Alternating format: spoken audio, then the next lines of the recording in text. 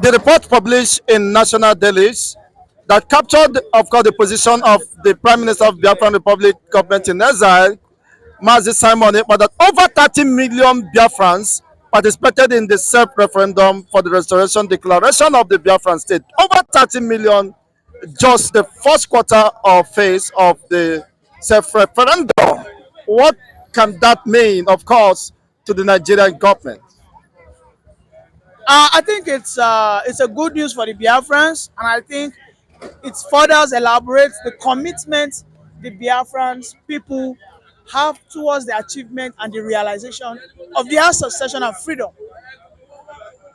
You know, if everything Simon Ekpa happens to be true, I think it is highly commendable of the Biafrans in Nigeria and in diaspora for them to, over the years, despite serious, manhandling,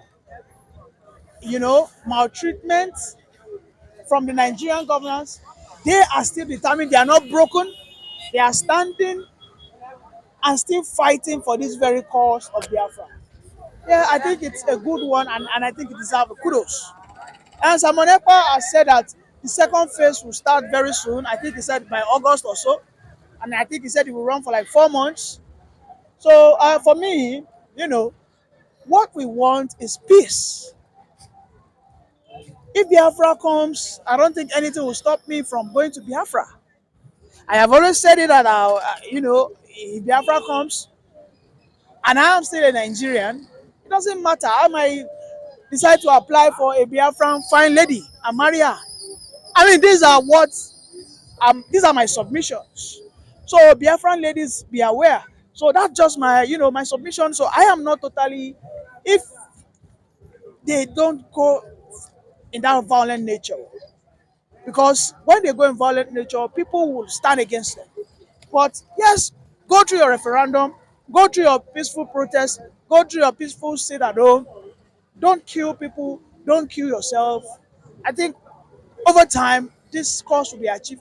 And when it is achieved, yes, we'll also come there, we'll buy a land, we'll build a house, we inhabit, we'll marry your girls, we have our Biafran mixed children, and by that we contribute whatever quota we can into the Biafran nation.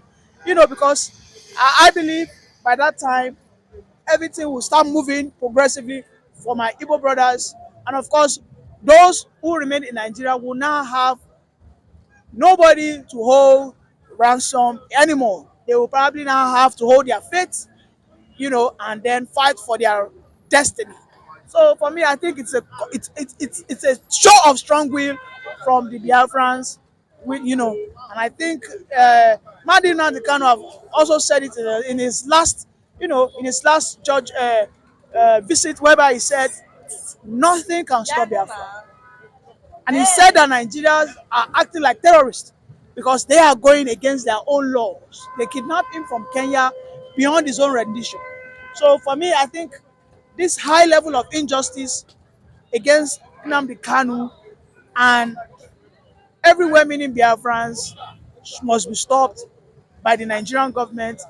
And yes, everybody has a right, because this is the world. Everybody has a right to choose where he places his head at night. Exactly. Everybody has the right, of course, even to remember their fallen heroes, just like the June 12th when the election of Abiola was annulled, and it becomes a national public holiday where Abiola and the annulment of that election will be remembered. Now, the Biafrans choose 30th of May to remember their fallen heroes and over 3 million children that were starved to death. And yet, they are being oppressed. You see militarization here and there in the entire eastern region. What exactly is happening with the Nigerian military and the Nigerian government?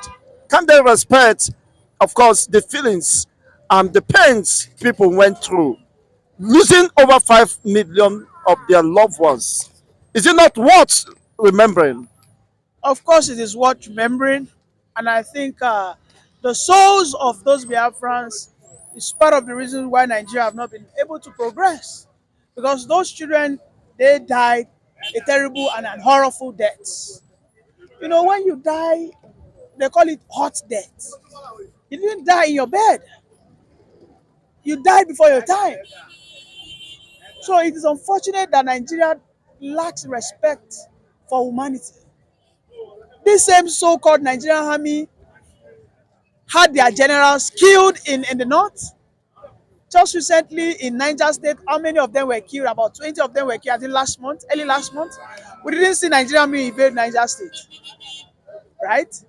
The same thing happened in, I think, in Kaduna also. About another 14 of them were killed. We didn't we, did, we didn't see them fly the Nigerian army jet and all that. But then they are always having erection when it comes to the Nigeria, I mean to the southeast. For me, I think now it is evident that the Nigerian army have an agenda. And I've always said it that the Nigerian army today has more of the Fulanis and Hausas, which are Muslims. The southeast is predominantly Christian.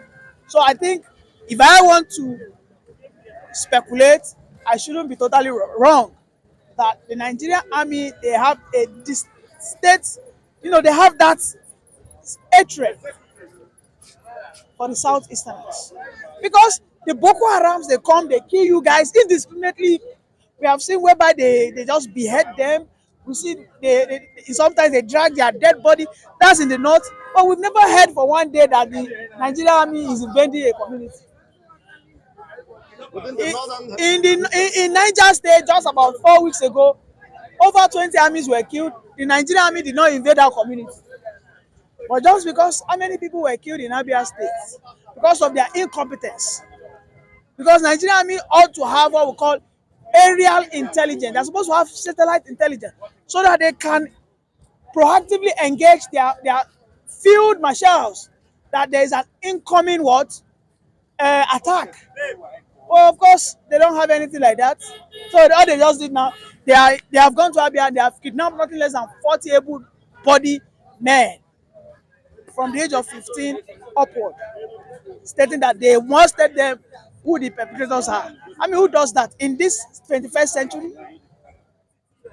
So the Nigerian army is biased with the way they carry out the operations in the southeast, because as it seems, if they cannot do what they do in the southeast in the north, definitely they are not straightforward. And I think they are the one aiding this Boko Haram.